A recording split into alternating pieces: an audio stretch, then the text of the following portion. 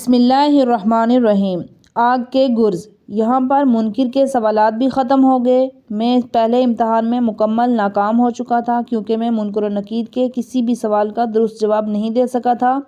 حالانکہ میرے جنازے پر تلقین پڑھنے والے نے کہا تھا کہ جب اللہ کے 2 مقرر فرشتے آئیں گے تو تمہیں اس طرح سے جواب دینا ہے، لیکن میں چونکہ ان چیزوں پر سچا ایمان نہیں رکھتا تھا اس لیے میں کسی بھی سوال کا جواب نہیں دے سکا۔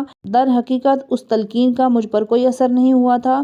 اس موقع پر نکیر اور منکر نے اپنے آتشیں گرز فضا میں لہرائے اور دونوں مل کے گرجے، اے بدکردار انسان، لو اس عذاب کا مزہ چکھو جس کا تم دنیا میں انکار کیا کرتے تھے۔ اس کے ساتھ ہی دونوں نے مل کر مجھے اس زور سے وہ گرز مارے کہ زمین اور زمان میں بھونچال آ گیا۔ لگ رہا تھا جیسے میرا پورا وجود تباہ ہو گیا ہے۔ اس کے ساتھ ہی آگ نے مجھے اور میری قبر کو اپنی لپیٹ میں لے لیا۔ اس کے شعلے قبر کے اطراف کو چھو رہے تھے۔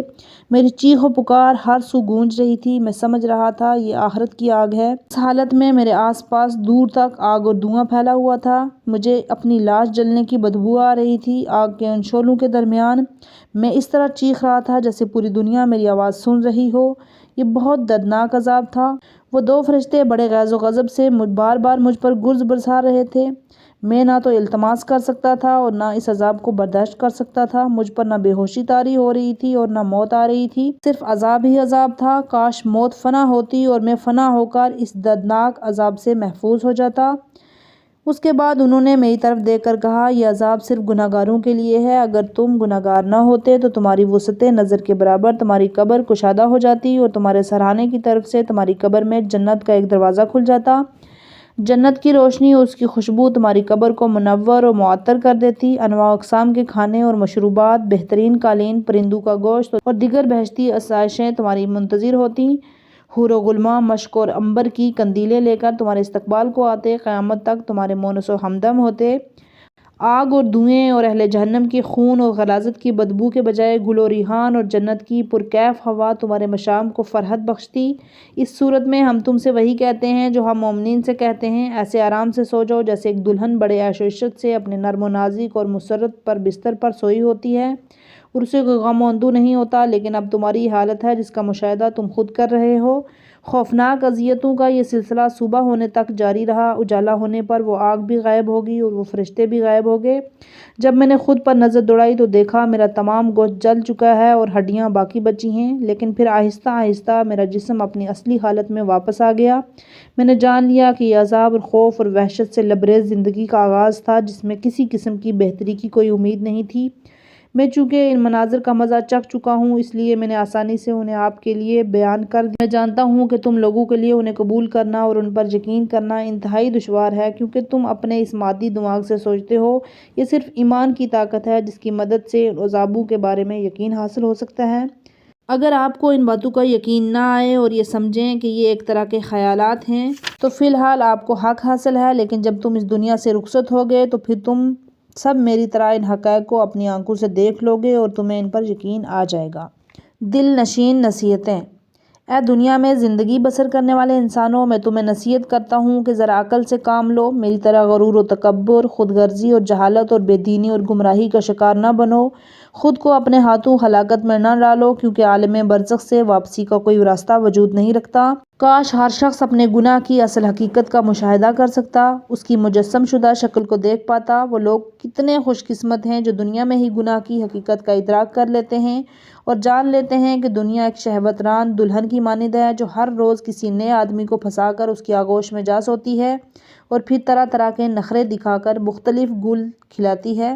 کاش ہم یہ بات سمجھ سکتے کہ دنیا کی حکومت اور اقتدار کبھی پائیدار نہیں رہا، یہ مسلسل تبدیلی کا سفر طے کر رہا ہے۔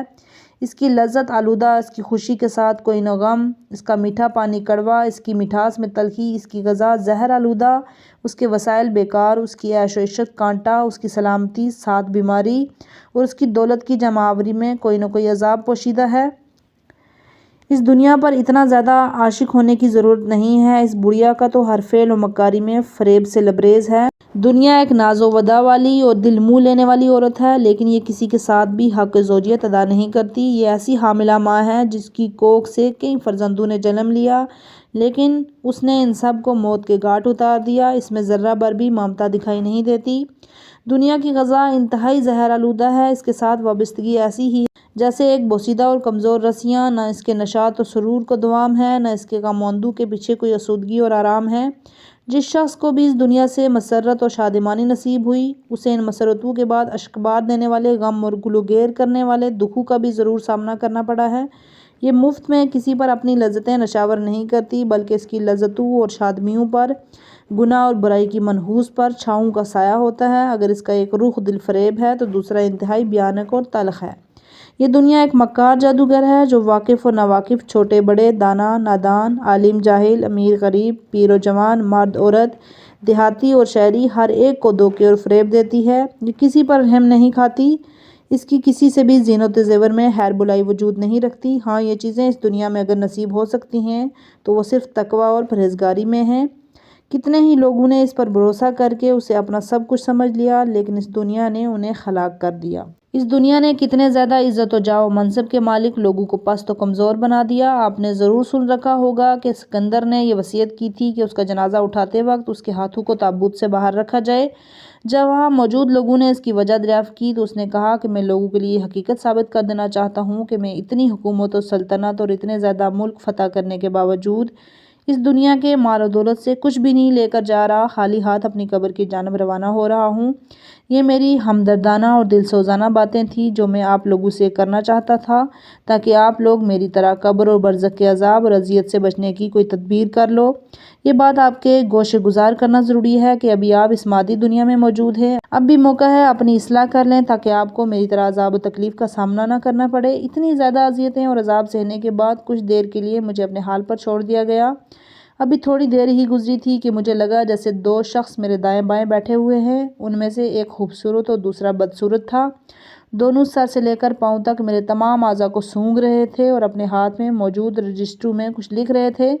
ان کے پاس تھیلیاں بھی تھیں جن میں وہ کچھ ڈال کر انہیں سیل بند کر رہے تھے۔ یہ لوگ میرے کچھ اعضاء جیسے دل، آنکھ، کان اور زبان کو زیادہ سونگھ رہے تھے۔ اس دوران ایک دوسرے سے سرگوشی کرتے اور پھر ایک دو مرتبہ اس عضو کو سونگھ کر کچھ لکھتے اور تحریر کو ان تھیلیوں میں ڈال کر اس کا منہ بند کر دیتے اور انہیں دوسری تھیلیوں کے پاس رکھتے جاتے۔